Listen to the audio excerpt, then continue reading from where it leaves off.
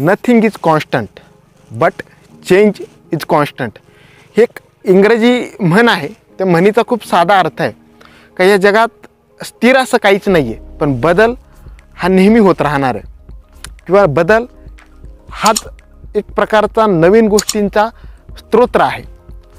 शेतकरी बांधवांनो, बदल हा शेतकऱ्याला नवीन नाही आहे. अगदी प्रागैतिहासिक काळापासून आपण करत आलेली शेती आणि आजच्या शेतीमध्ये मोठ्या प्रमाणात बदल आहे. आजची शेती ही इंटेन्सिव्ह फार्मिंग आहे. इंटेन्सिव्ह फार्मिंग या शब्दाचा अर्थ आहे का आपण कमवण्यासाठी पिकवत आहोत. आता शेतीला एक प्रकारचं व्यावसायिक स्वरूप यायला लागलं आहे, पण यामागे अनेक शास्त्रज्ञांचा, अनेक वैज्ञानिकांचा एक विशिष्ट प्रकारचा हातभारही तेवढ्याच मोठ्या प्रमाणात लागलेला आहे. द्राक्ष शेती असेल किंवा वेगवेगळी शेती असेल, आज रासायनिक कीटकनाशकांचा किंवा वेगवेगळ्या जैविक वाढ नियंत्रक आणि वाढ रोधकांचा वापर आपण मोठ्या प्रमाणात करत असतो. त्यावर भरमसाठ खर्चही आपला वाढत असतो आणि त्यासाठी वापरण्यात येणारे जे यांत्रिक वेगवेगळ्या प्रकारचे मशीन्स आहेत त्यांचा नव्याने वापर करायला आपल्याला सांगण्याची गरज नाही. शेतकरी बांधवांनो, द्राक्ष शेतीमध्ये वापरण्यात येणारे जे काही सध्याचे ब्लोअर आहे त्यांचा जर आपण कालानुक्रमानुसार जर बदल बघत गेलो तर आपल्याला लक्षात येईल का आधी गंटूर पंप होता, त्यानंतर आपण इलेक्ट्रिकलवर चालणारे जे पंप वापरत होतो, त्यानंतर बदल आला तो 5-10 वर्षांनी का आपण डिझेल आणि पेट्रोल मशीनवर चालणारे पंप वापरायला लागलो. त्यानंतर प्रत्येकाच्या दारात ट्रॅक्टर उभा राहायला लागला आणि ट्रॅक्टरला एक विशिष्ट प्रकारे ब्लोअर यायला लागले आणि त्याद्वारे 200 लिटरपर्यंतचं पाणी घेऊन किंवा 1000 लिटरपर्यंतचं पाणी घेऊन आपण आपल्या द्राक्ष बागांचं संरक्षण करण्यासाठी स्प्रे वापरत होतो. शेतकरी बांधवांनो, आजचा आपला विषय आणि आपला ह्या व्हिडिओचा विषय आहे का इलेक्ट्रोस्टॅटिक स्प्रेअर जे आहे नव्याने ESS, त्याचं ॲब्रिव्हिएशन ESS असं आहे, त्याबद्दल माहिती घेणार आहोत. त्यामागचा इतिहास, भूगोल, नागरिकशास्त्र एवढं सगळं सांगण्यापेक्षा विज्ञान काय आहे, कारण विज्ञानावर बोललं तर शेतकऱ्यांच्या अडचणी कमी होतील असं मला नेहमी वाटत असतं. त्याच विषयावर आपण बोलणार आहोत.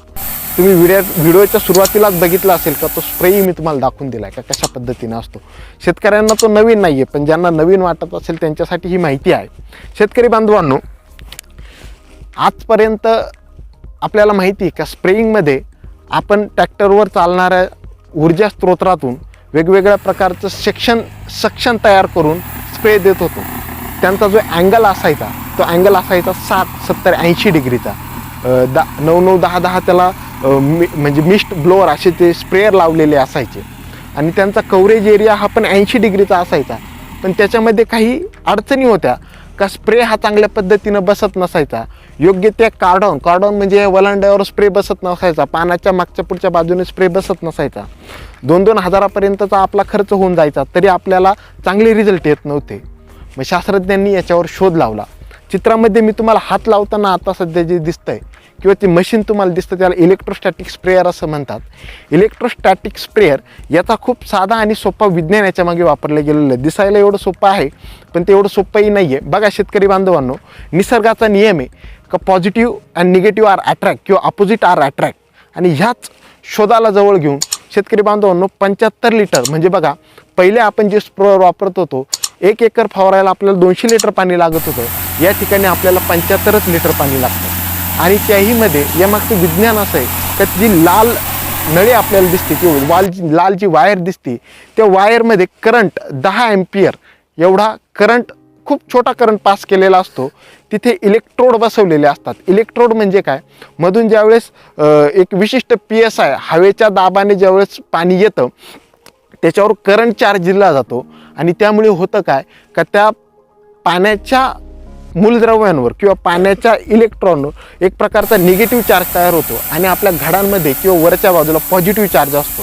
आणि त्यामुळे होतं काय का एक पूर्ण सर्क्युमस्टरन्स अर्थात पूर्ण घेर हा म्हणजे एखाद्या मागच्या आणि पुढच्या बाजून दोन्ही बाजूने तो स्प्रे चांगल्या पद्धतीनं बसला जातो.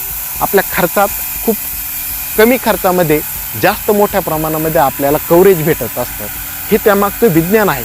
यामुळे कमी लागणारं आपल्याला पाणी, कमी लागणारे पेस्टिसाईड, कमी लागणारे PGR आणि त्यामुळे शेतकऱ्याच्या खिशात वाढणारे पैसे हा त्यामागचा एक लॉजिकल मुद्दा आहे.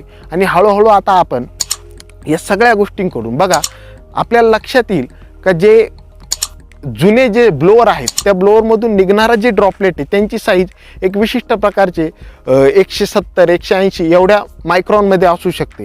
पण याच्यामधून निघणारे जे ड्रॉपलेट आहे त्यांची 30 मायक्रॉनपर्यंत आपल्याला एक विशिष्ट प्रकारची साईज दिसून येते. आणि 30 मायक्रॉन आपल्या केसाचा जर विचार केला तर केस आपले हे 100 मायक्रॉन असतात आणि त्याहीपेक्षा कमी आकाराचे 30 मायक्रॉनपर्यंतचा याचा घेर असतो. आणि तो घेर ज्यावेळेस पाण्यात ज्यावेळेस त्या स्प्रेमधून ते पाणी निघतं त्यावेळेस वरच्या बाजूला असलेलं पॉझिटिव्ह आयनकडे ते अट्रॅक्ट होतं, ज्याला आपण कॅटायन म्हणतो. खालून ॲनायन दिले जातात आणि चित्रात दाखवल्याप्रमाणे ते एकमेकाकडे अट्रॅक्ट झाल्यामुळे पूर्ण घेराला आपला तो स्प्रे बसत असतो. शेतकरी बांधवांनो, सगळ्यात महत्त्वाचं म्हणजे आपल्याला एक लक्षात येईल का याचा जो अँगल आहे तो जुना अँगल म्हणजे जुन्या ब्लोअरचे जर कम्पॅरिझन केलं तर त्यांचा अँगल हा 70 ते 80 डिग्रीचा होता. पण याचा अँगल जो आहे तो 10 ते 20 डिग्रीचा आहे. त्याच्यामुळे जास्त याला त्याची मिस्ट जास्त लागलेली किंवा त्याचे स्प्रेअर जास्त लागलेले, पण कव्हरेज पण त्या पद्धतीने भेटतो.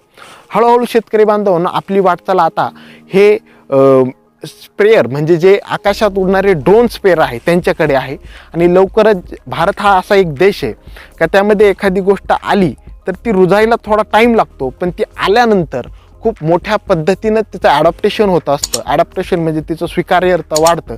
एखाद्या गोष्टीची किंमत जर कमी केली तर शेतकऱ्यांपर्यंत त्यांच्या खिशाला परवडेल अशा किमतीत जर त्या गोष्टी आल्या तर नक्कीच सर्व शेतकरी बांधव त्याला उत्स्फूर्तपणे प्रतिसाद देत असतात. आणि हळूहळू आपली वाटचाल त्या दिशेनं चाललेली. सध्या काही न्यूज भारत सरकारच्या कृषी मंत्रालयाकडून येत आहे का त्यांनी कशा पद्धतीनं शेतकऱ्यांना काही किंवा त्या ड्रोनला काही नियम घालून दिलेले का कशा पद्धतीने निसर्गाला हानी न पोहोचवता, प्राणीमात्रांना आणि मानवजातीला हानी न पोहोचवता आपण त्या ड्रोनचा उपयोग शेतीमध्ये कशा पद्धतीनं करू शकतो याच्यावर विविध व्हिडिओ यूट्यूबवर पडलेले आहेत. पण नक्कीच त्याबद्दलही माहिती मी तुमच्यापर्यंत नक्कीच पोहोचवेल. आजचा व्हिडिओ तुम्हाला कसा वाटला, काही नवीन गोष्टी तुम्हाला शिकायला भेटल्यात का, आणि यानंतरही तुम्हाला कोणत्या पद्धतीचा व्हिडिओ पाहिजे याबद्दल मला एका कमेंटमध्ये नक्की कळवा. आजच्यासाठी मी तुमची रजा घेतो. मी तुमचा शेतकरी दोस्त प्रसाद पुन्हा एकदा भेटेल नवीन गोष्ट नवीन माहिती घेऊन. कृषी जगतात नवनवीन बदलांच्या घडामोडींना सामोरे जाण्यासाठी आपण सज्ज होऊ. धन्यवाद.